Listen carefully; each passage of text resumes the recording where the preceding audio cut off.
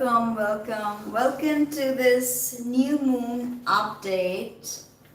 And this astrology is very special. So let us take a moment to acknowledge that some very special energies are at work and pay our obeisance to Ganesh. Om Vakratundaya Ham. Om Vakratundaya Ham. Om Vakratundaya Ham. This is happening in Meen Rashi, which is Pisces. This is not tropical astrology, this is Vedic astrology, and I have prepared for you a big report, right? Very in detail. And I'm also going to go into the April astrology. So, remedies and what to do, what to expect, what kind of energies are at play. We will be discussing all of this. So, let's get straight to the report, the astrology report. 21st March happens to be a Tuesday, right? And it is also known as Chaitra Amavasya. Thank you. It's also Bhaumavati Amavasya. Bhauma is Mangal because it's on Tuesday. It is known as Bhaumavati Amavasya. And the sun and the moon are both at about 6:30, so rounded off to about 7 degrees of sidereal Pisces. Okay, Meen Rashi. Now the thing with Meen Rashi is that Meen Rashi is a culmination. We started our journey with Aries, and we wanted to initiate new things. The soul wanted to go on the journey, and then came Taurus, where we touched base with the physical body, with food, with finances. Then we moved on to Gemini, where we wanted to communicate. Then Cancer, where we wanted to feel safe, nurtured. And then the life impulse moved on to the process of individuation in Leo. And then we learned to serve after a rigorous practice of, self-love and self-acknowledgement. We learned to acknowledge other people. We learned to serve. We learned to take care. And then we moved on to interpersonal relationships in Libra. Then we moved on to the very depths of our psyche in Scorpio. Then in Sagittarius, we looked for a new directionality, a spiritual overture. And then we moved on to Capricorn, where we wanted to learn all about mastery. Then we moved on to the life impulse moves on to Aquarius, where we have exploration of cosmic mysteries in the future, and Pisces and Meen Rashi is the culmination of many cycles in one go, the end of the zodiac, a great ending. But with every pralaya comes new creation. So destruction, creation. In fact, even Roger Penrose, a quantum scientist, posits that the universe is indeed cyclical. Looking at all the data, looking at all the stuff that's been captured by Hubble, by Kepler, by JWST right now, we are coming to the conclusion that there was never honestly a big bang that started everything. This is a cyclical process. Everything starts with a big bang and ends with a big crunch. The Tandav, right? And the Tandav is very interesting because there's a lot about Tandav that we will discuss in this. So, many people have labeled Meen Rashi to be kind of like a dumping ground, where all the energies, all the that's why it's got ESP, right? Extrasensory perceptions. We have 5 senses, and this is the 6th sense. So there's something about this energy that activates our 6th sense, our intuition, our spiritual yearnings. This is why, in fact, people drink and get inebriated if they have heavy Pisces signature. They tend to drink and get inebriated or do some drugs or something because they are looking to shift their perceptive understanding, how they perceive their POV. They are looking to shift that understanding. So this is a very interesting thing about Pisces, is that there's one foot in this world and another foot in the other world, other worlds, right? This is, the energy is ever expanding. There are multiple multiverses. It's infinite, honestly, the creation, right? When we think about just our observable universe, it's so vast. But there are many universes, multiverses actually, parallel worlds, parallel dimensions. So the thing with Meen Rashi is that this is an energy that is not firmly placed in, not firmly placed in one world, in this physical material world. It transcends. It moves and shifts through other dimensions. So there's this, the alteration of our perceptions, which is very interesting because, this is happening as a transit for all of us, and we have Meen Rashi somewhere or the other. For some of us, Meen Rashi is our first house, is our rising or ascendant. For some of us, it could be, a fourth house of family. Some of us, it could be a seventh house of marriage. So no matter who you are or whatever ascendant you have, Meen Rashi, this whole lunation is definitely going to impact you, because somewhere out there in your Kundali chart, you have Meen Rashi somewhere activating, triggering something. So this is important. Why? Because Jupiter is now about to move into Aries. So this is a culmination, a huge culmination of sorts. And Jupiter in rulership, and Venus on the 14th, just moved out a day before. The two gurus in this, culminating something, teaching us something. So what have we grasped? This is also going to come up. What have we grasped from the two gurus? Being in Meen Rashi, what have we learned? What have we grasped at a time like this? So because it is considered to be a dumping ground, this particular energy, it has a resonance of every single sign and nakshatra, and this is Uttarabhadrapada is the 26th nakshatra. And the last nakshatra is Revati. This is one of Saturn's very own nakshatras, Uttarabhadrapada. Uttarabhadrapada, yes. So, it also brings together the conjunction of Jupiter and Mercury, because Mercury is also in Pisces, swimming very, very close to the Sun, the Moon, and Jupiter. So there's definitely going to be a time of renewal right now, because we are ready to end whatever it is that we faced the last astrological year. Whatever went on with us, whatever we experienced, whatever we allowed in our lives, whatever we let go, it's kind of a reckoning right now, right? Now we have to acknowledge that, okay, this year things may have been great, things may not have been great, but it's time to acknowledge that okay, this is what happened. I acknowledge. No judgment. No judgment, in fact. This is the time when to refrain from judgment, because we see that Meen Rashi's opposite is Kanya Rashi. And this is where you have a lot of judgment flowing through, because in opposition it's like a seesaw.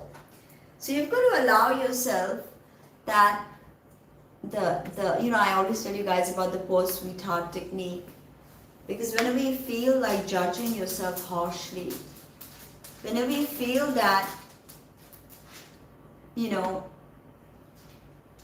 things didn't go the way you wanted them to go, it becomes absolutely tantamount at that point to forgive yourself. Now, forgiveness and the motif of forgiveness is something we will talk about, because Uttarabhadrapada does forgiveness. Sit down. Does forgiveness. Like no other sign or no other nakshatra can do forgiveness. So that is something we will definitely talk about. But this promise of renewal, that is a harbinger of hope, right? And it's time to be compliant with this change, compliant with this renewal, to allow ourselves to be renewed, to approach the same problem with different eyes. So this is a time when Jupiter is in rulership, and then Jupiter will move on to Aries in April, and will meet Rahu there, forming Guru Chandal Yoga till October 30th. And this Guru Chandal Yoga can be quite devastating. We'll get into that in a little bit. So Uttarabhadrapada is one of Saturn's nakshatras. So there's order, there's a kind of, but yet I have to say that Uttarabhadrapada, because it is in Pisces, it's all in Pisces. It's got the benefic energies of Jupiter and the benefic energies of Saturn, and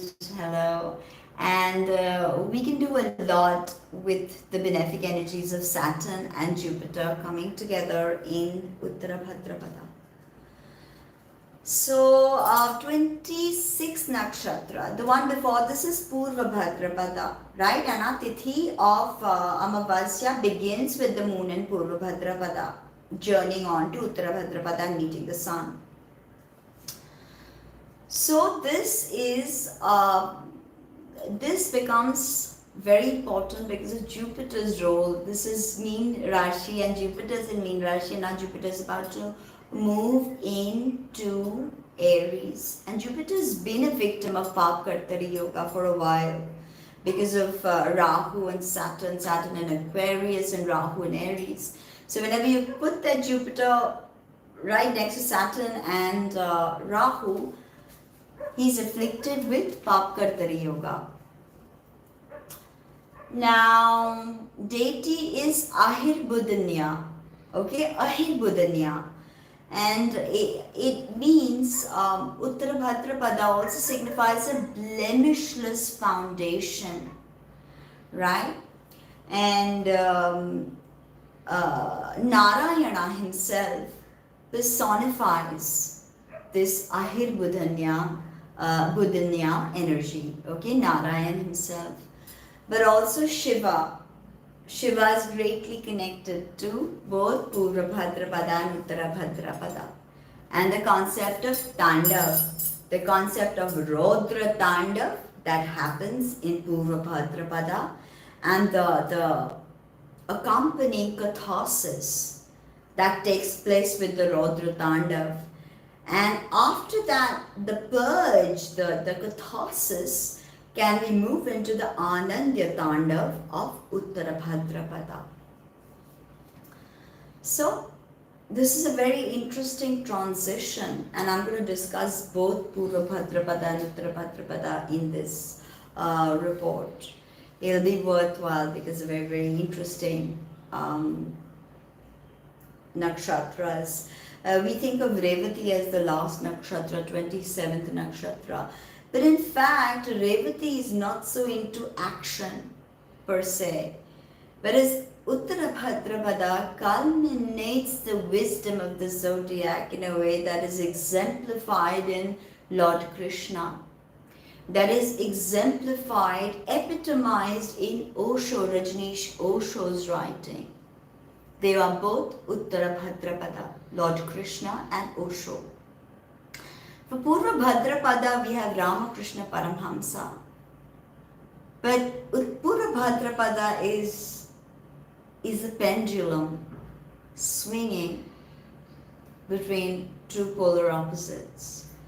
So this is to really use the energy of Purvabhadrapada.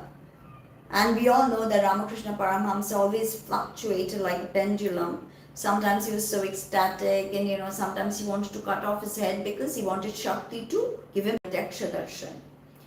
And he got Pratyaksha Darshan. Suddenly he went to Sharadama and started doing Devi Puja on her, Yoni Puja on her. So he always also fluctuated. In fact, he was so into his spiritual trance that he didn't know where he was urinating at times, and he would go around urinating in the temple, much to the chagrin of the Brahmins present at that point, and they hated him. They wanted him out. So we can see that eccentricity being played out in Purvabhadrapada. And in Uttarabhadrapada, there results a kind of culmination of all these eccentricities.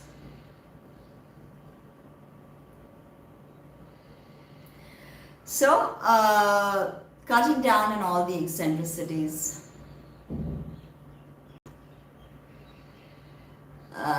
No, I'm not, because I have a lot of stuff to do, but yeah, sometime maybe. So now we have this whole month is kind of dedicated to Krishna, for this reason that I told you Krishna has Uttarabhadrapada. It's very Bhadra in Bengali, means civil, decent, propitious, fortuitous.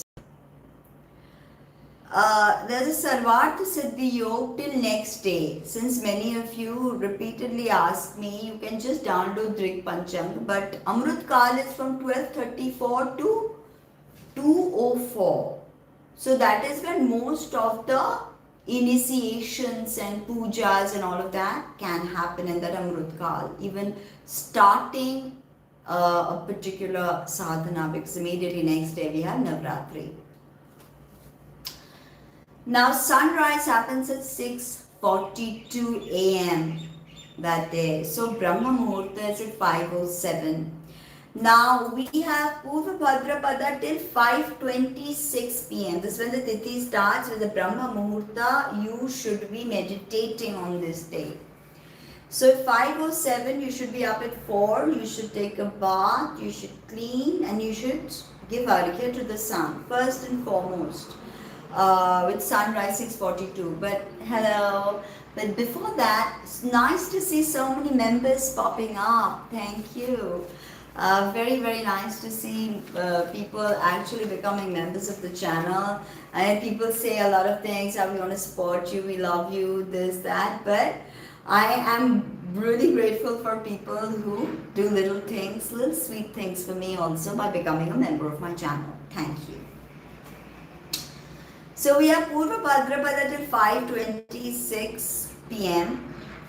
and then we have Uttarabhadrapada till night. Alright, on the 21st, till March 22nd, 4:26 a.m. Uttarabhadrapada Nakshatra will be there. So 21st on taking it to 22, we have the ability to make some serious changes, intention setting, new moons. See, full moons and new moons are divine footprints on the shores of time and space. It's a good time for us to acknowledge, but the moon signifies us common people. So it's time for us to acknowledge that there is something that is shifting. And the moon is actually a great teacher. She teaches us that you don't always have to be bright and luminescent to get the job done. Sometimes you can be dark as a black moon or an amavasya, and you still get the job done. You don't always have to be radiant and extroverted. Sometimes it's okay to be introverted. Sometimes it's okay to plant that seed within. So this is the key teaching of the moon is that you are who you are no matter what. You know, even if you're a full moon, you're a crescent, you're a dark new moon, it doesn't matter, you are you. Your essence is forever embedded. Hello, within. Okay? Can you just put the link, maybe some of you from the group, put the link. I can see some known faces out there. Put the link in the groups, please. Alright, now let's start off discussing Purvabhadrapada. Why? Because you know, when we talk about Uttarabhadrapada and Purvabhadrapada, let's club them together, let's keep them together, because it's important to acknowledge that, okay, to understand their continuation. Nothing is ever segregated or separated. Everything is, you know, entangled in this quantum vacuum of space, time, matter, energy, all of this, right? So Purvabhadrapada is the 25th nakshatra, Uttarabhadrapada is the 26th nakshatra. Purvabhadrapada, the one with the former lucky feet, or the one the former that possesses lucky feet. Uttarabhadrapada, the later lucky feet, or the one who possesses the later lucky feet. Both nakshatras are generally considered fortuitous, all right, or lucky. Now, as I told you that the life impulse, the pulse of life is initiated in Aries, right? And it ultimately culminates in Meen Rashi, from Mesh to Meen. Now, it's the same thing with nakshatras. We start our journey with Ashwini. We start our journey with Ashwini and then we culminate through till Revati, right? But I told you that Revati's concern is not so much to do with action. And this journey is the journey of individuation, is the journey of the soul through all the worlds of materialism to ultimate liberation. Artha, Kama, Dharma, Moksha. So, we go through the 4 Purusharthas in this wheel, the wheel of life. Ashwini, because it is the first nakshatra, it has a lot to do with our sense of survival. How we will survive in this world, because the impulse has just landed as prana. Now, how is the prana going to survive if it doesn't think of survival?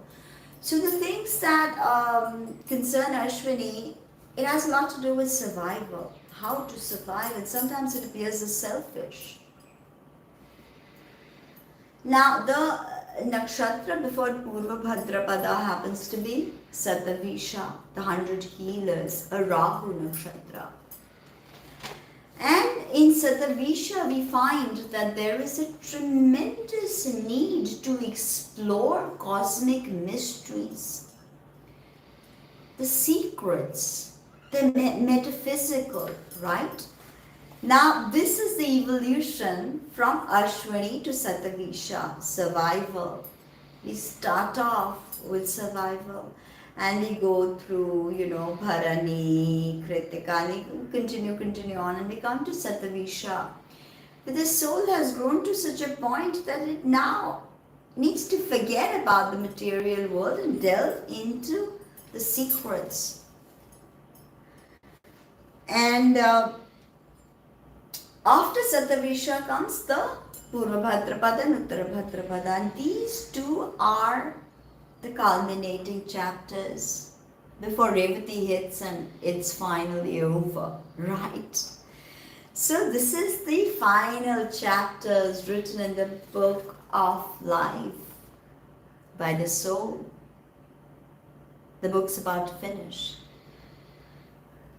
So, is the book full, are the pages full of material that can inspire?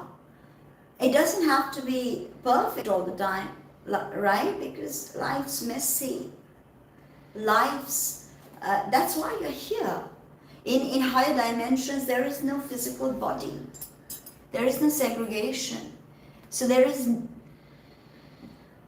not the experience of me. There is just us. But here we are playing this game to know what it means to be us. I think this is such a beautiful thing, because in Uttarabhadrapada and Uttarabhadrapada, we have the ability to pen down the culmination. You know what they say in Hollywood, right? That the ending. A plot line has 3 main segregations. You have the intro, you have the main body, and then you have the conclusion. So oftentimes you will see that the audience may accept a film that is inherently chaotic with its plot twists and subplots and character exposition. But if the ending is airtight, it's kind of tenuous, right? It works out somehow. Right? It's all's well that ends well, yes. I mean, we could say it better. Shakespeare, right? A rose by any other name is also a rose. So this is it. All's well that ends well, because here you have the ability to write the final chapters. It's time. Right? And the thing with Purvabhadrapada, the main distinction between Purvabhadrapada and Uttarabhadrapada is that, let's explore Satavisha first with Purvabhadrapada. It's very interesting. You have to understand this. For all students and artists in the field of astrology, now Satavisha, ruled by Rahu, Purvabhadrapada, ruled by Jupiter, Uttarabhadrapada, ruled by Saturn. And then we have Revati, ruled by Mercury. Let's leave Revati out of the equation. So we have Satavisha, which has an interest to know things. But a lot of Satavisha's interest primarily lies in knowing, right? Very scientific way to analyze, dissect. And they're happy with that. In a sense, their knowledge can be bookish. But when you come to a Purvabhadrapada native, they don't want to just read about it. They don't want to hear about it.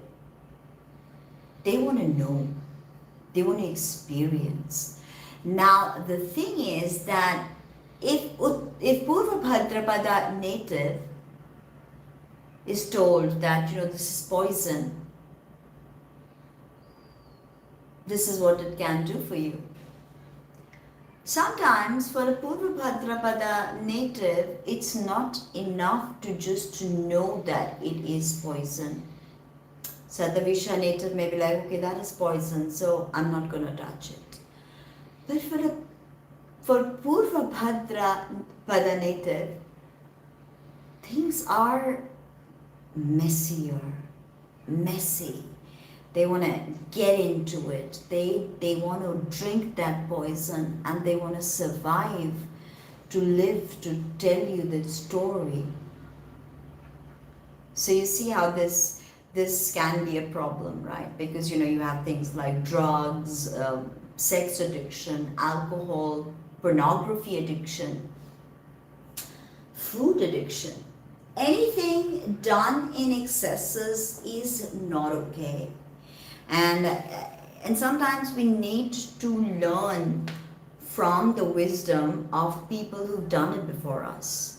I mean, that's why we write books. We've developed this elaborate system of communication, human beings, to posit meaning onto things, to learn from our mistakes, from our ancestral mistakes. So this is the thing with Purva Bhadrapada, makes it a very difficult energy to literally work with, because they have to know everything. And by know, I mean experience everything. They have to get down into the dirt. They have to feel it. If you know, if you tell them that if you cut your hand and blood comes out, you can get hurt. They need to cut their hand to realize that, okay, this is what it feels. And then depending upon the benefic or the malefic influences, they may want to cut every single time to feel. So this, this is a very difficult energy to assimilate, Purva Bhadrapada.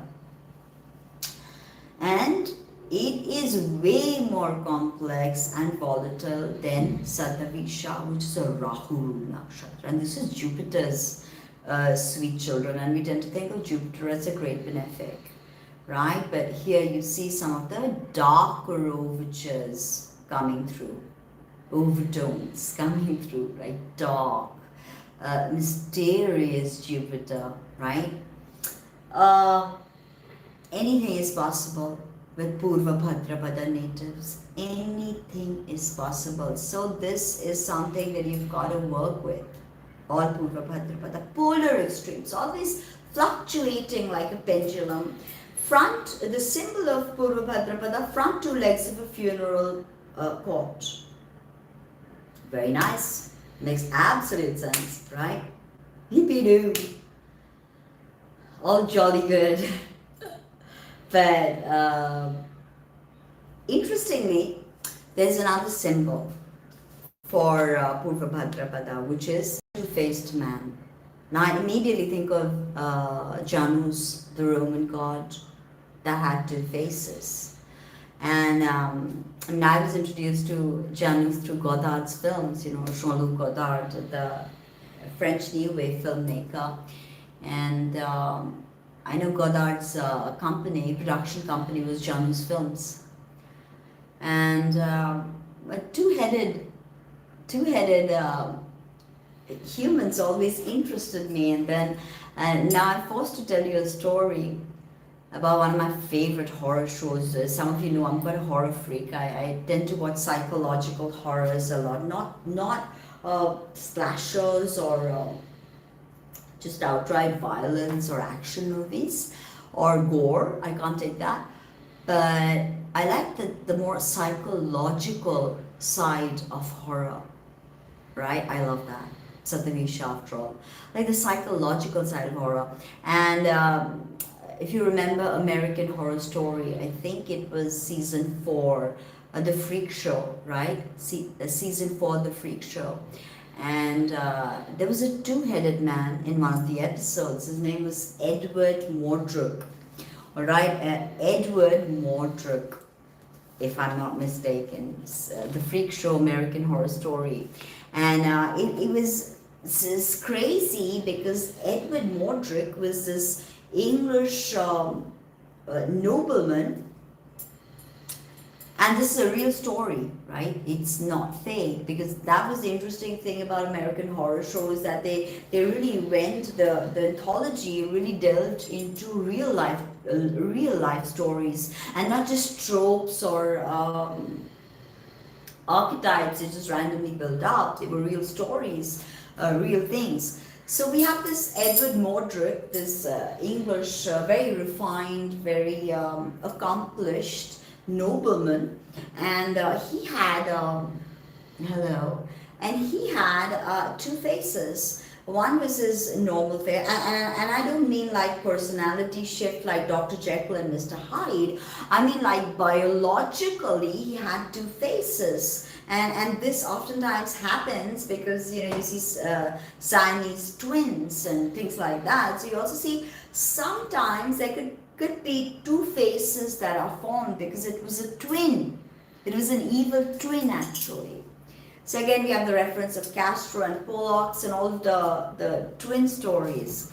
So Edward Mortrick was this refined Englishman, nobleman, who could have accomplished a great many things in life had he not had this evil face at the nape of his neck, whispering depravities to him, all kinds of depraved things this face was telling him, right? So this was quite scary, this whispering face at the back of his head. And I always tend to think of Uttarabhadrapada as Edward Mortrick. And it's not a happy story because, shit went down, because this face kept on whispering and interrupting him from really achieving anything in any of the fields that he endeavored to, master. And ultimately it was the absolute depravity of this face at the back that made him leave his family and his inheritance. He joined a troupe of freaks, so they were called in the carnival back in the days. And one night, and this is very interesting, this trope. And on Halloween, right, he was so disturbed by this, by the depravity that the face was spewing, that he goes out and he kills his whole troupe. He kills all the freaks, right? And at the end of which he commits suicide.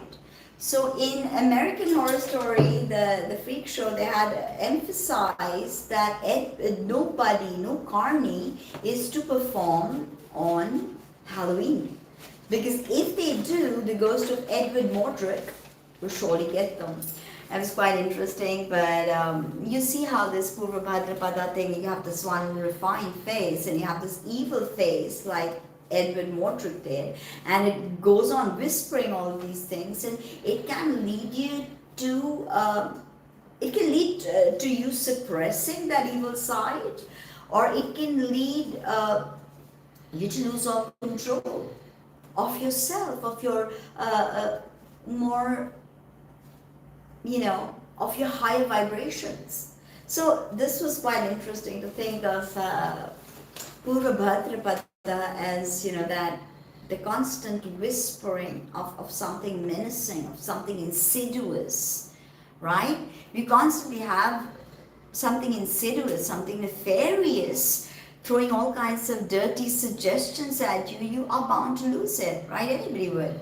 So this, he was driven to such lengths because of his other face. That is the sad story of Edward Mortrick, the English nobleman. But let's get back to the new moon. So this exacts in the 26th nakshatra, like I told you. And it's beautifully Jupiterian because all four padas are in Meen Rashi. All four padas. Now this is known as latter lucky feet. Very lucky, very fortuitous. But as I told you that, with Uttarabhadrapada, there was this shifting between polarities, right? Wanted to experience every single thing. But in Uttarabhadrapada, we see a kind of wisdom, an innate wisdom emanating from the native.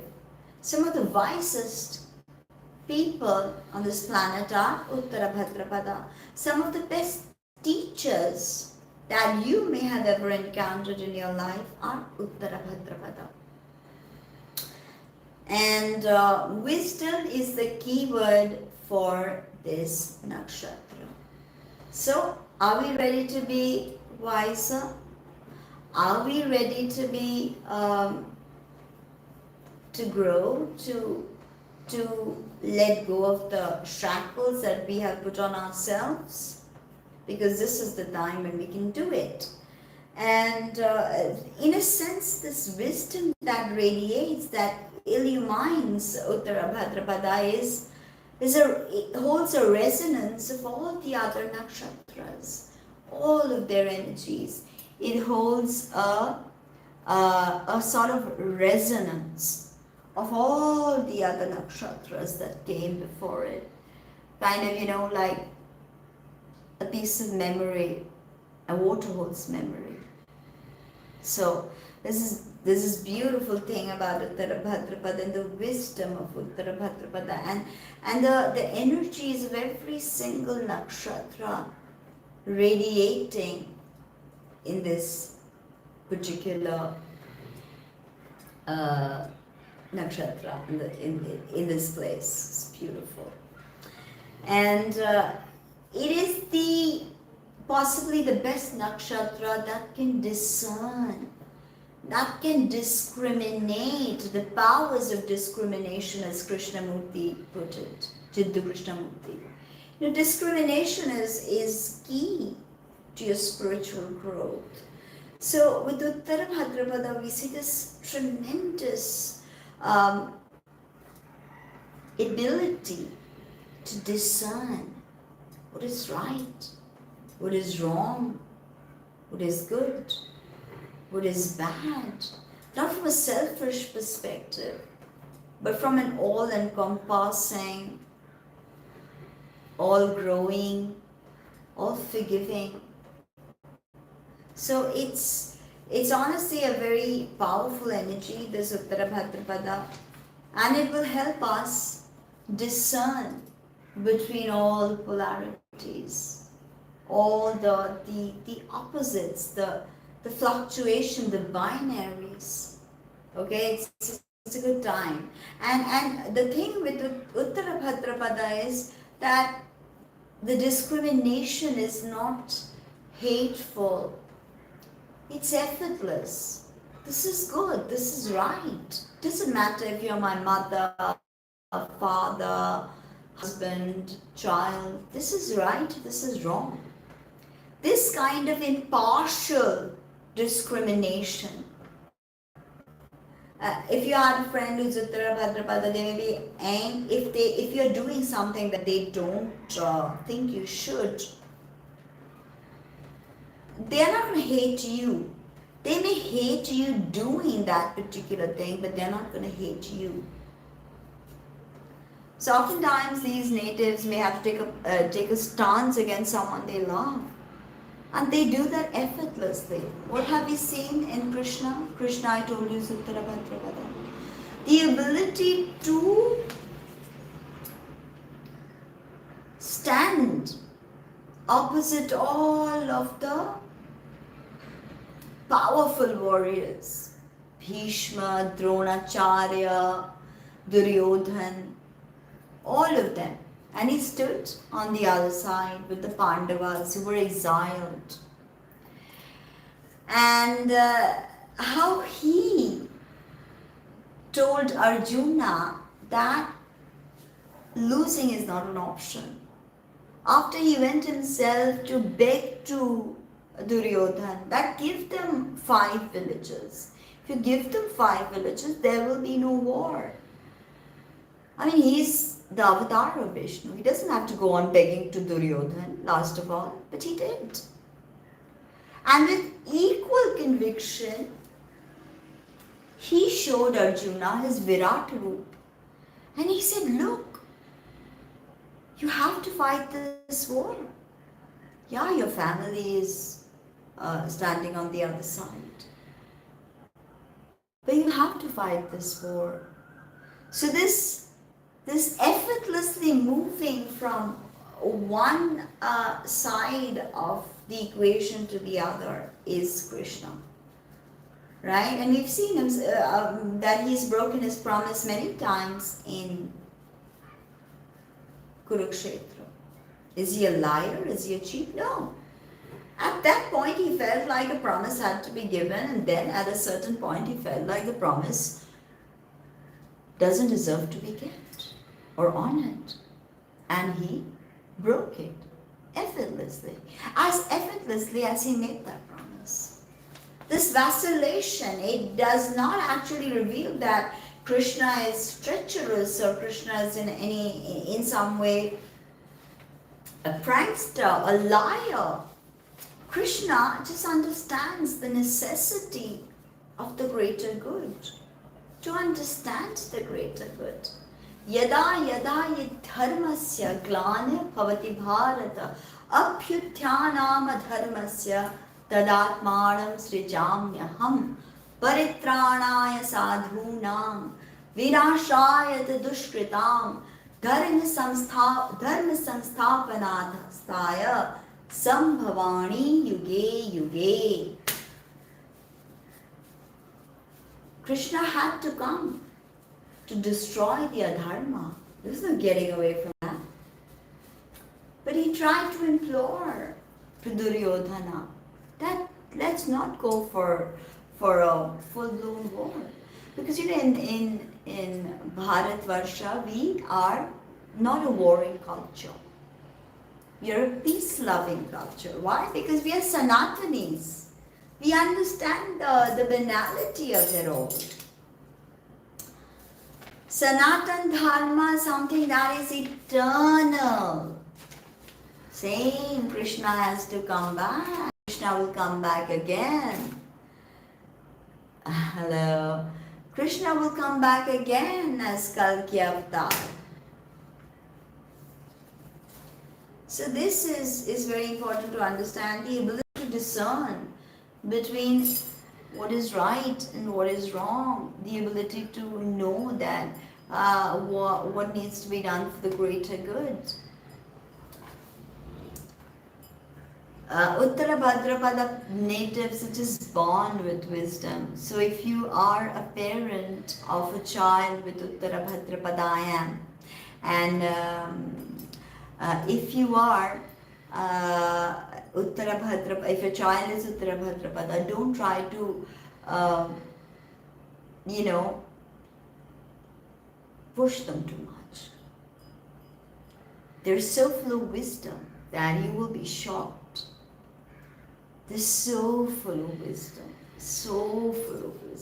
that you will be amazed, you will be surprised as to what these beautiful children can teach you. Let them grow at their own pace. Remember that money is not the be-all and end-all of their existence. It never will be. They will always work for the good of humanity, for the good of other people. So, as I said, some of the wisest people in this planet, they have been Uttarabhadrapada, Rajneesh Osho. Alright? And the thing is that Uttarabhadrapada receives all of this wisdom, but it doesn't want to hold on to it selfishly.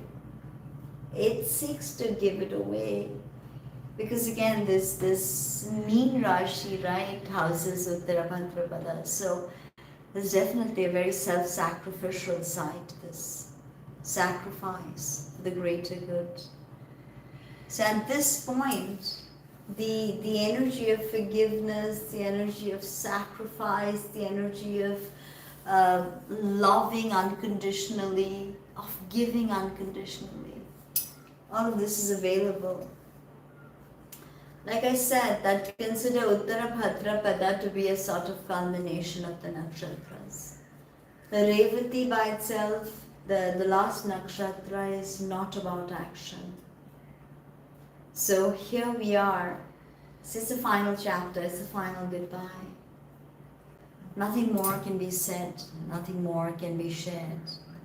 I mean, that's not true in the strictest sense possible, but this is the final discourse before the goodbye that comes in Revati. This is the final imparting of wisdom, the pulse, the life pulse is now imbued with wisdom, divine wisdom. So this is powerful.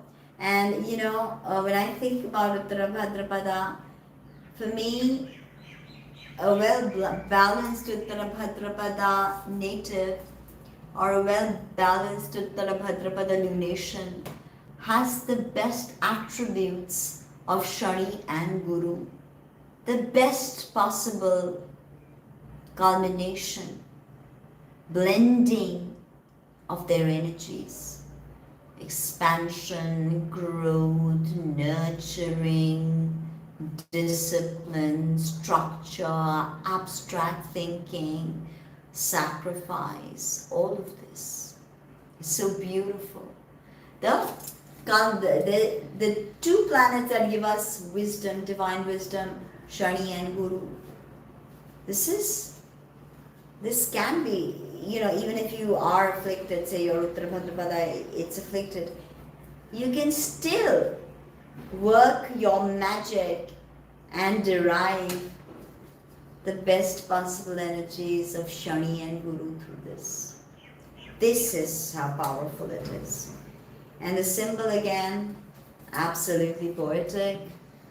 2 back legs of a funeral cot, yippee-doo, very cheery, makes you think that the lost journey, the funeral cot, right? The 2 posterior legs.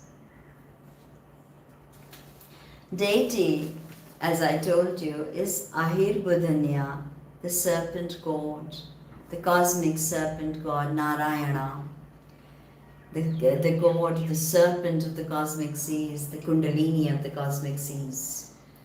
Now Ahirbudhanya is way wiser and kinder than Aja Ekpad, who is the deity of Purvabhadrapada. And in a sense, Ahirbudhanya and Aja Ekpada are 2 manifestations of Shiva, the primordial divine masculine. But Aja Ekpada is the Rodra version. Rodra version, the growling, the howling, the extremes, the Tandav, the Rodra Tandav of Aja Ekpada starts in Purvabhadrapada. And it culminates with catharsis and Anandya Tandav in Uttarabhadrapada of Ahirbudhanya. This is how precious it is, the transmutation of Rodra Tandav into Ananda Tandav. Rodra Tandav into Ananda Tandav. This is the journey. The moon will start as soon as it enters Purvabhadrapada. Starts the Rodra Tandav. Starts Aja Ekpada, the Rodra version. Scary. The best thing you can do, don't try to label this energy. Don't try to fit it in a box, because it won't. Forgiveness rituals are so important. Forgiveness rituals. I couldn't be more serious. The sun and the moon are in Pada 1, which is the Leonavamsa, ruled by the sun. So we have main Rashi Jupiter, we have Uttarabhadrapada Shani, we have Leonavamsa, sun, primordial wisdom. Second Navamsa, Virgo Navamsa. Virgo Navamsa is a Pushkar Navamsa.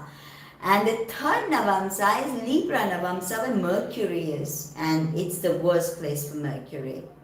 And fourth Navamsa, Scorpio Navamsa, ruled by Mars. So we've got Sun. How does Sun perform in Leo Navamsa? Above average, I would say. It's after all ruled by the Sun. So there's definitely that.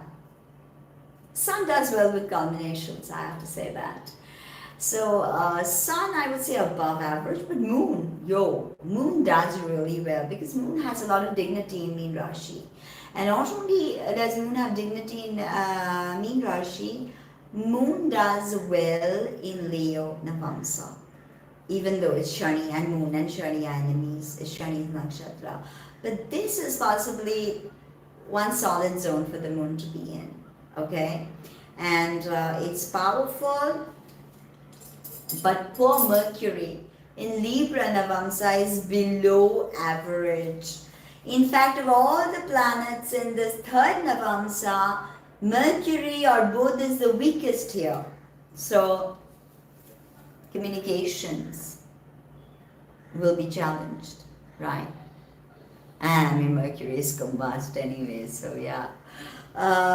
It's a balanced nakshatra, it's fixed nakshatra, and it's male, right? So there's that saturnine logic, analysis, the left-brained side is also there. So in a sense, we can see like scientists, right, who need that left-brained scientific approach, but who can also use that right hemisphere, right hemisphere to tune into the more intuitive and complex feminine sides, right? The scientists who kind of like crossovers, because you need a lot of imagination to posit theories, whether it be quantum mechanics, whether it be cosmology, particle physics.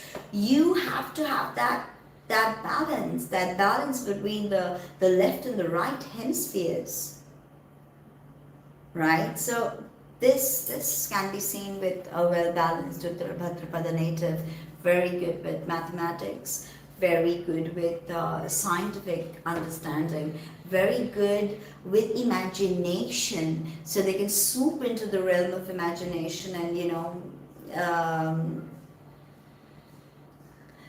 I did say that sun is above average, but moon is exceptionally beautiful in this particular place. Now, it's a Kshatriya sign, so there is, action. Kshatriyas are known for war and action. So action, Manusha, concerned with well-being of people. That's why Osho Krishna. Tamasic, this tamas has to be changed. This tamasic energy, that's Shani Prince here, has to be transmuted to Sattva. Upward moving nakshatra, so the energy is spiraling upwards. And the Pashu Yoni is cow. So feeding a cow can be really, really beneficial this day. Feeding a cow. Jupiter is in Revati Nakshatra, completely wrapping up the cycle, right next to all these guys, and take care, right? Venus is in Ashwini with Rahu. Shani and Ashwini is in Aries, for those that don't know. Saturn is in Aquarius with Satavisha. Ketu is in Swati in Libra. Yes, definitely. Yogas that are being formed. Nipuna Yoga. Nipuna Yoga are a Sun and Mercury conjunct. Though Mercury is combust and Mercury is in a very weak state, this could mean breakthroughs with people who are more powerful than us, right? That we can communicate something, Nipuna Yoga. Now another thing that's happening is Gajakesari Yoga. Gajakesari Yoga happens with Moon and Jupiter, with Chandra and Guru when they are in mutual kendra. So that means if Moon and Jupiter have to be in kendra, Jupiter have to be in kendra. So here they are both, they are conjunct almost, right? Moon is in Uttarabhadrapada, Jupiter is in Revati. But say Moon was here and Jupiter was in the 4th house, it would still give rise to Gajakesari Yoga. Say if Jupiter was in the 7th, it would still give rise to Gajakesari Yoga. Jupiter in the 10th after Moon would still give rise to Gajakesari Yoga. But they have to be in Kendra houses, remember that. and one for 7:10. So this Gaja Kesari Yoga is propitious also, propitious, powerful, and here Jupiter is obviously occupying first Kendra from the moon. They are conjunct almost. Best time for Ganapati Upasana, Tarpanam, Homam, recitation of Ganapati Atharva Sirsa and Shirsa.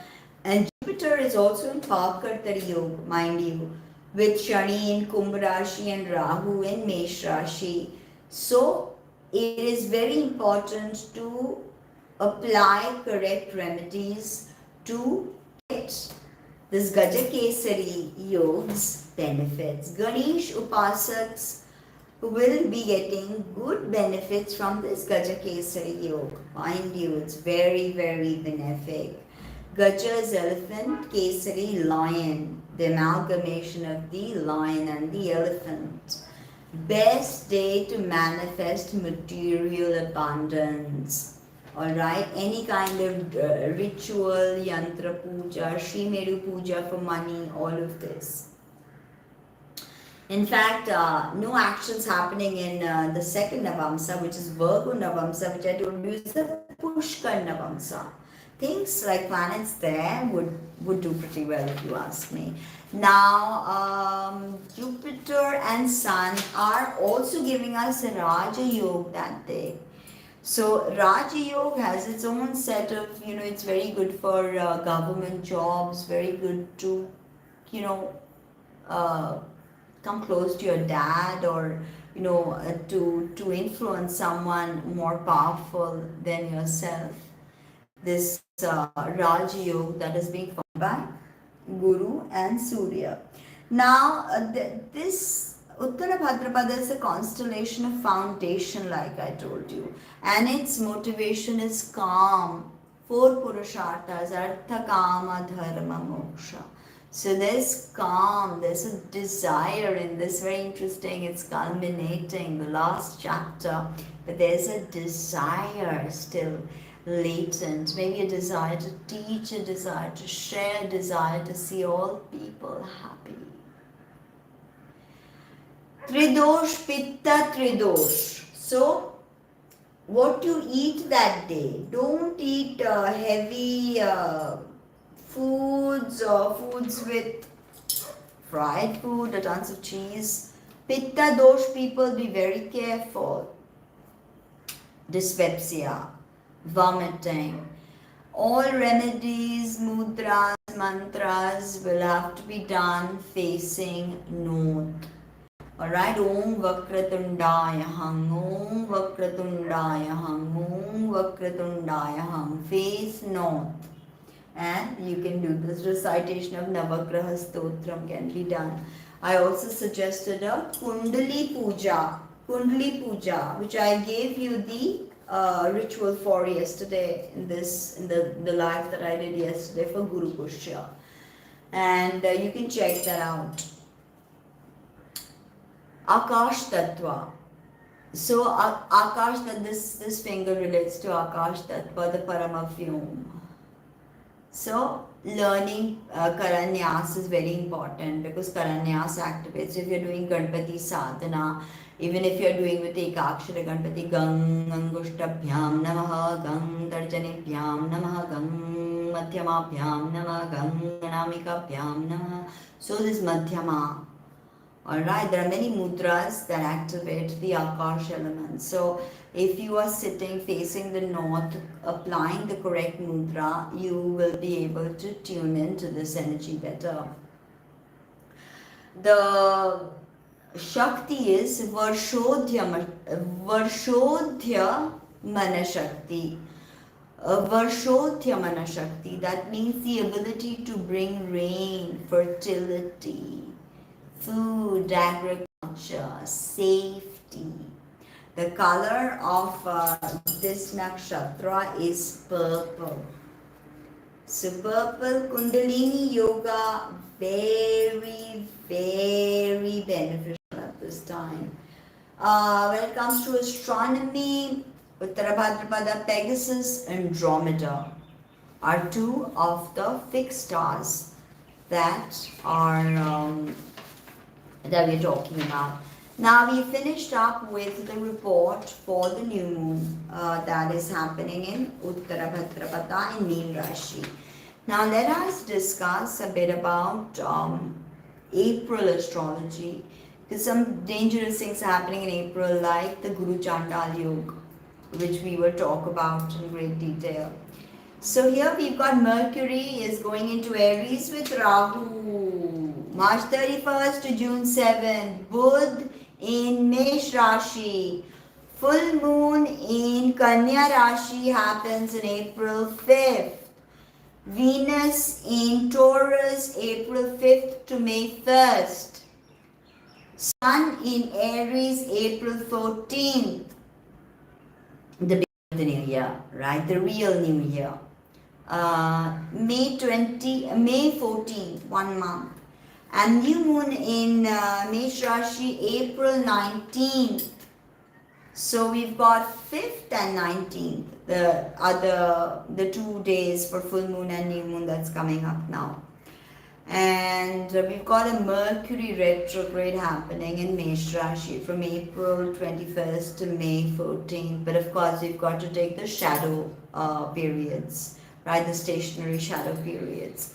Jupiter moves into Aries, starting a new cycle, giving us a new lease in life, renewing us, renewing our aspirations and all of that. Mangal is in Mithun Rashi, March 12th to May 10th. Shani in Kumbh Rashi. Shani just entered Satavisha Nakshatra.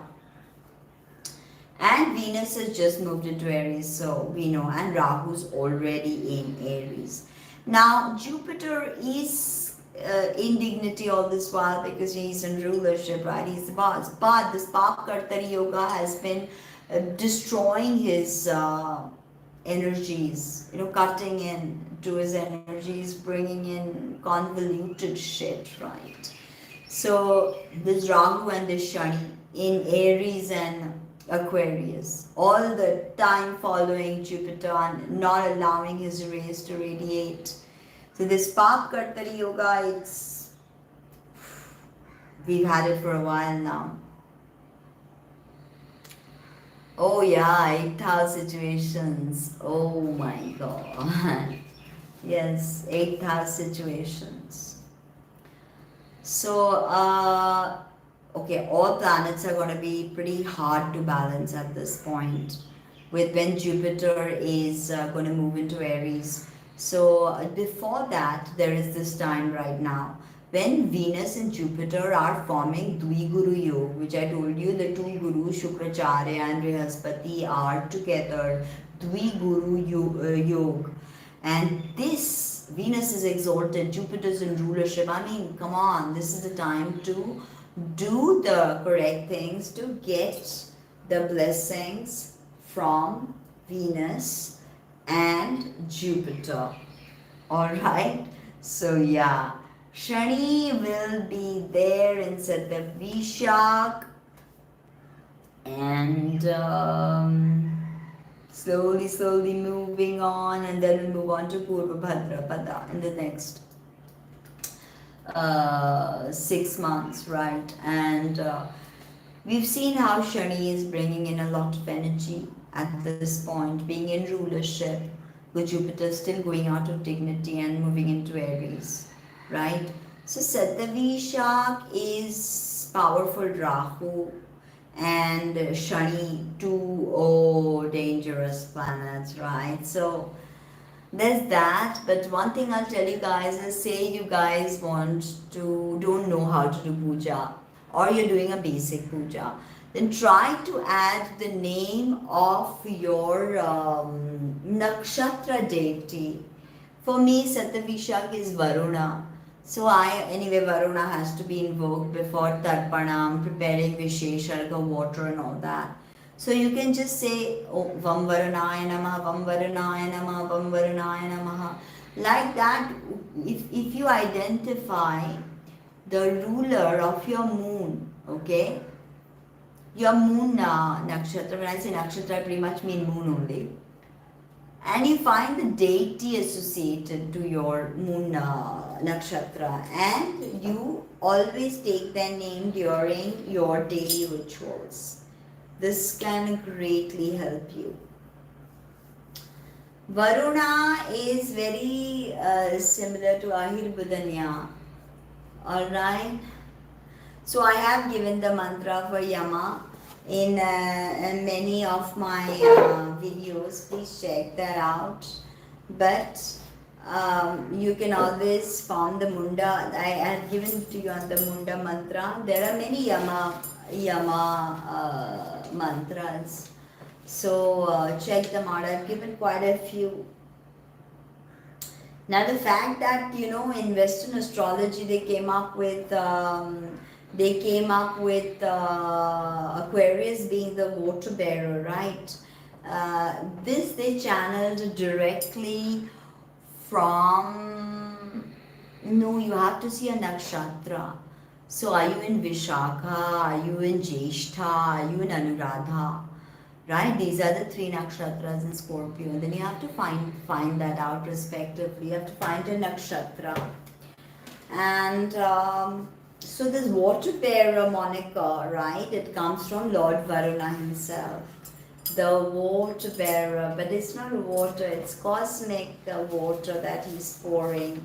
So April astrology seems to be quite a shaker. Sun has moved in yesterday. I told you is 14th of March was mean Sankranti. So this starts Sun's journey into Pisces. And one thing, I was just talking about Shani and I was just talking about Satavisha. So I'll tell you something very interesting. 3 signs will make a lot of money in the next 3 months. 3 signs are going to make a lot of money. Since I do financial astrology for some of my clients, they have asked me to add some financial predictions with major planetary movement. So I'll tell you 3 signs. All you guys, all my financial astrology clients, 3 signs are gonna make money, baby. Listen to me. Capricorn, bam, Makar Rashi, you're making money. Shani in your second house, next 3 months, optimize your earning. Be smart, you'll make money. Kumbh Rashi, you'll make money. Shasha Mahapurush Raja Yoga is being formed. Make no mistake, 3 signs will make money. Makar, Kumbh, Tula. Tula will make massive money. Now Aquarius, Kumbh Rashi, the Shasha Mahapurush Yoga, the Raja Yoga that's being formed will not only get you money but will get you respect. Massive amounts of respect. But there will be problems in your married life. This is for my financial astrology clients who've sent me a donation asking me to put financial astrology predictions. Next 3 months, 3 signs will make money. Capricorn, Aquarius, Libra. Libra, Kendra Trikon Raj Yoga is being formed. Bam! Huge wins. These are the people who should be investing in lottery, share market, share stocks, bonds, huge betting. I mean, I don't know, betting is illegal in most countries, but say you go to a casino. This is your time. Libras. It's best to get a thorough reading, but since I was asked to loosely predict about financial well-being, I'll tell you that 3 signs are going to make massive amounts of money. Massive amounts of money. So be prepared, Capricorn, Aquarius and Libra, to be able to manifest the opportunities. Be at the right place at the right time. Because if you do that, 3 Oh my God, that's a long take. Maybe get a reading. But no, seriously. Kanya Rashi, slight complications. Okay, so betting lottery, people who are buying lottery tickets, make somebody who's Libra buy those tickets. And ascendant mostly, but also moons will work. So let's do this. Libra also, romance will be big for you. Big romance. Some love story is brewing for you. Some love story is brewing for you. Okay, Libra. Now, some bad news. Good news came, now some bad news. Biggest event in April is what? Guru into Mesh Rashi, Jupiter in Aries. 28th March, mark my words, Navratri will be on. 6th day of Navratri, if I'm not mistaken. Guru becomes combust and comes out of combustion 27th April. Guru will be combust now, just now, 28th of March. So this is going to be complicated, right? And then we've got Rahu's already sitting in Aries. Okay, already sitting in Aries. So Rahu and Jupiter together in Aries are forming Guru Chandal Dosh. Guru Chandal Dosh will be formed with Jupiter and Rahu, and this, my friends, will continue till 30th of October 2023. Guru Chandal Yoga is one of the most volatile, one of the most dangerous doshas in astrology. Now, 22nd April, mark my words, to 30th October, the formation of Guru Chandal Yoga will affect us all. Everybody. Doesn't matter. People tell me, oh my God, ma'am, I don't have Guru Chandal Yoga in my Kundali. So what? So what? You'll still be affected. Forget us as individuals, whole countries will be affected. This is a slight complication that we have to deal with. Now, Jupiter and Ketu, now we spoke about the Guru Chandal Yoga, right? Jupiter and Ketu form a Ganesh Yoga. Do you know that? When Jupiter is with Ketu, they form something called Ganesh Yoga, and that is so benefic. So benefic. In fact, if I'm not mistaken, our ex-Prime Minister Jawaharlal Nehru had Ganesh Yoga. For those people who will be affected, everybody will be affected by Guru Chandal Yoga. Best time to worship Ganesha. There's no way better to balance this. Best time to worship a Chishta Ganesh properly. Only Ganesh can mitigate the ill effects of Guru Chandal Yoga. Rudraksh Dharan. Wearing Rudraksh at this point is greatly benefic. Greatly benefic. Mark my words. People who are looking to wear gemstones to balance. See, if you're looking for crystals, go for citrine. You can also go for the yellow Sulaimani Akik or yellow agate. You can also go for yellow sapphire in gold. Yellow sapphire in gold, which is to be worn in the index finger. The best Devi to work through Guru Chandal Yoga is Bagalamukhi. Bagalamukhi, Swarnakarshan Bhairo, Haridra Ganpati is the best Devi to help you balance the ill effects of Guru Chandal Yoga. And I don't mean to scare you, but complications are gonna show up. For me, for you, for many people. So keep keep that in mind and take the necessary precautions. Get involved with your life. Get thinking about, okay, before I go now, I'm almost done with my report. It's quite an extensive report that I prepared, so make sure to listen to it again. But before I go, I'm going to show you some little oh yes, babies, yes. For those interested, join my WhatsApp group on Cheshta Ganpati, my Telegram group on Sri Vidya. I'll show you. This is Swarnakarshan Bhairo Yantra. Many of you have booked this and it's coming all the way to America.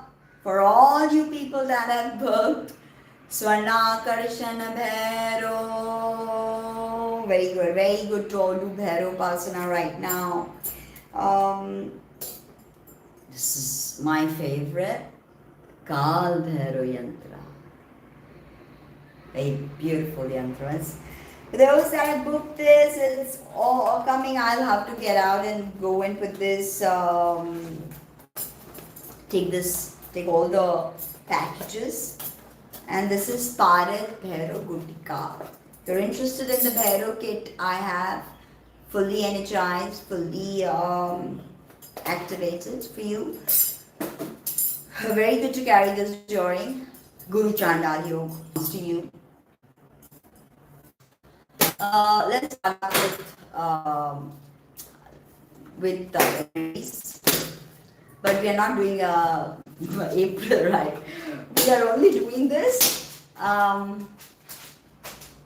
new moon in Uttarabhadrapada. I think we pull it to April. Yeah, whenever, I guess, let's keep an open time frame. So whenever you are tuning in, you can get a message out of this. It's best to check for your Vedic sign, not your Western tropical sign. Get your Vedic charts done. Aries. Okay, let's yes, Red, I think you are on the right path. And make no mistake, I don't say this lightly, but I don't doubt for a second that you will not benefit. Problems will come, Red, but I believe that you will stand sovereign, okay, over all those problems. Whatever comes. Take care of grandma's health though. That's something, definitely. Alright, Aries, let's jump straight to it. The card of Saturn. Culminations of all kinds. But Aries, you're going to get affected badly by Guru Chandal Yoga. It's happening in your sign, so it goes without saying you'll get affected. But it won't be all bad because we are talking about this lunation that's about to happen, and this energy tells me that you will be able to pull through and manifest whatever it is that you need to manifest. Don't for a sec, Aries, doubt yourself. Om Kram Krim Krom Sa Mangalaya Namaha. Don't be afraid of problems. Face them head on. Taurus. Dun dun dun. Venus is in that 12th house. What can we expect from Taurus? Waiting. But it'll take time. Whoever you're waiting for or whatever it is you're waiting for has been delayed. And this Guru Chandal Yoga forming in your 12th house, there are some challenges, Taurus. There are some challenges. So, yeah. Now, one thing I'll tell you, Gemini, right? Gemini, things are going to be a bit hard this lunation because Budh is in Uttarabhadrapada in Navamsa 3, which is Tula Navamsa, and this is the weakest weakest point for both to be in. So yeah, I mean, flare-ups, relationship flare-ups, or you could even learn something, right? So relationship flare-ups we're talking about, King of Wands. Yeah, if he is a fire sign or if she is a fire sign, she could be getting interested in somebody else. She could be getting interested, or he could be getting interested in some. What is it? Sit down here, please. What is it? What is it? Look, my dog, my dog. My dog, my Baba. Alright, where was I? Sorry. Cancer. Okay, so moon is an excellent dignity. This lunation coming up. So yeah, see good things. Wow. Creative endeavors of all kinds. Creative endeavors. Being able to express yourself, looking towards a brilliant future. And you're right, something beautiful is manifesting for you. Wow, I just had a feeling. And see, I got hair, my hair is standing. Okay, it's good. Now Leo. Oh, all right, Leos. Let's see. This is happening Leo Navamsa, so don't forget that. And bam! Patience, the alchemy is happening. The lead is turning into gold. Alright, Leo. So yeah, temperance. Let us see, this is Raphael. I think it's Raphael or Gabriel. I'm not sure. It's cooking up this magical potion. It's beautiful. Leo. Now, Virgos. Let's get straight to this. Virgos, you can do it. Virgos, you can do it. But then again, Mercury is not in the best of places. So, yes. Think of new ways to make money. Okay? Think of new ways to generate money, finances. There could be something coming your way, but then I would suggest that you seriously look at things, because, at the end of the day, 8th house is where this Guru Chandal Yoga is going to take place. So 7th house, all of this is happening. And 7th house can also mean open enemies. So it could also be that you could get a new avenue of earning through your spouse. Something that you might think of doing together.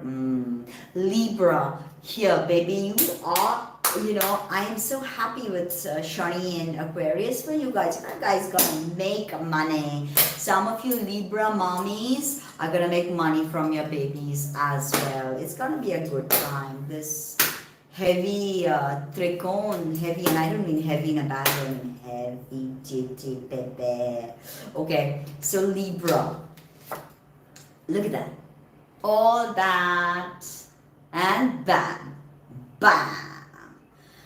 Family, buying a new house, traveling, connecting, getting married and having kids. I told you this 5th house activation, baby, tricone activation. It's going to bring love into your life. And if you've already had love, it's going to become marriage. And if you've already had marriage, it's going to become babies. And if you've already had babies and if they're grown up, you're going to move into the next cycle of your relationship. And that is going to be so amazing. I'm excited for you, Libra. Oh, this is the best card. What do you say, guys? Now, Scorpio. Let's control ourselves. Scorpio, I am absolutely ecstatic for Libra. Scorpio, okay, discernment. Getting the right help that you need in legal situations. Okay, and it's coming your way. You're just going to find the right advice that you need. So, mark my words, you're going to get it. Now, we move to Sag. Okay, Sag, your ruler is in great dignity. I mean, set aside the Papkartari Yoga and all that. And there was this Dvi Guru Yoga that Brihaspati formed with Shukra. So what did you learn from that? What did you learn? What did you get from that? That was intense, right? That was some hardcore stuff because, teaches you about how you perceive your work life, your responsibilities. So that's going to be big. And it could also mean that you have faced some kind of complications when it came to a creative idea. Maybe it bungled up, or maybe you didn't look at all the little details, and you did not do your due diligence. You did not do your due diligence. So yeah, something about that creative idea, that if you're gonna go at it a second time, you've got to be more organized. You've got to put in that work. You can't expect to just for it to just happen. You've got to put in that work, because now with Jupiter going into Guru Chandal Yoga, Sagittarius, you are gonna face it. Mean Rashi people, Sagittarius people, you guys are gonna feel it. So this impulse to do something wayward, this impulse to do something wild, hit a whack-a-mole, go crazy, no, please, okay? Let's contain that. Although the tarot says go, go, go, but there's something, because let's not forget this Uttarabhadrapada, right, Sag, is a lot of things to you, and you may even want to go and visit someone at this point, but come back home before April, maybe 5th. Alright, don't forget Jupiter is combusting on the 28th. So 28th, you will already start to see this is a journey. This is, I can see here also, this is clearly a journey for some of you. But if you're not careful, you're going to get burnt. You are going to get burnt. And if you think that, you're being reckless. So don't do anything reckless. Capricorn. Manifest that moolah, baby. Manifest that moolah. There. I mean, I don't even have to say it. The tarot kind of knows what I have to say. So yes, wait patiently. It's gonna happen. And I mean this. That with Shani, your ruler, going into your second house, lot of opportunities will come. Don't jump at just about anything. I'm sure you don't, right? You're cat after all, Makar. But wait. Maybe something looks more glorious, but you need to wait, you need to be patient. So this is something to think about. Kumbh Rashi, right? What do we have? Look at that. Very nice. Very nice. But do not fret over this. I mean, my moon is in Kumbh Rashi. A painful cycle is ending. Alright, a real painful cycle is ending, and I feel that. Let me pick a clarifier for the only sign. Okay. And this came actually in reverse, so things are not clear. Too much mental energy going on. Aquarius, we have to ground this. We have to ground this. There's not enough information, a lot of pain, a lot of suppression, and we just feel like can't go forward. But trust me on this. It's good that it ended. It's good that it's gone now. Okay, now Pisces. We did a full tarot reading, we did all of that, and we successfully completed the Emperor in reverse. Do I hear conflict with an Aries person? Possible. But also possible is that, you need more structure. And if you've let things go out of hand with the Guru Yoga, right? And if you've not been able to discern, if you've not been able to, and I told you that eccentricity of Uttarabhadrapada and the inability to take action by Revati, being balanced in the middle by Uttarabhadrapada, holding rain. This is your lunation, Meen Rashi. This is your Amavasya. This is your time to set intentions. This is your time to Tell the universe, loud and clear, write it down, what you need to do. And it's well and fine to just write it down, but how can you, what are the next 5 steps, baby steps, to achieve whatever it is that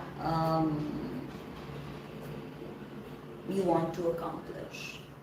It's super important. For everybody, spiritual practices are a must. Pranayam, Trata, Brahmari, Kapalbhati, absolute must.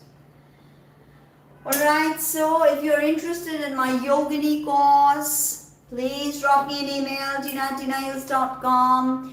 If you're interested to join my WhatsApp Cheshti Ganpati group, drop me a message +91 7030258060. Yeah, definitely, but it all depends on Budh. In fact, for you, Swarnakarshan Bhairav, you should keep a Swarnakarshan Bhairav picture, and it'll really work. And you can just say Brahm, Brahm with Bhairav mudra. Brahm, Brahm, Brahm. Like that. Bhairav protects you from all the 10 sides. Dashadik. So, drop me an email if you want to learn tarot, 50% off on the course, Yogini teachings, if you want to know about your transits, if you want workshops, like I told you, Bagalamukhi workshop is going to be really, really instrumental in your growth at this point. So if you want to learn any of the Mahavidyas, Uchishta Ganpati, Haritra Ganpati, Heramba Ganpati, if you want any remedy puja, let me know. Okay? And take care. See you. Let me sing you guys a song before I go. Like, I don't know, which one should I sing? Gananam tva ganapati havamahe kavim kavinaupamashravastamam ज्येष्ठराजं ब्रह्मणस्पतयान शृण्वन्नोतिवे सिद्धसाधनम् महागणपतये नमः. See you. Take care. Bye bye.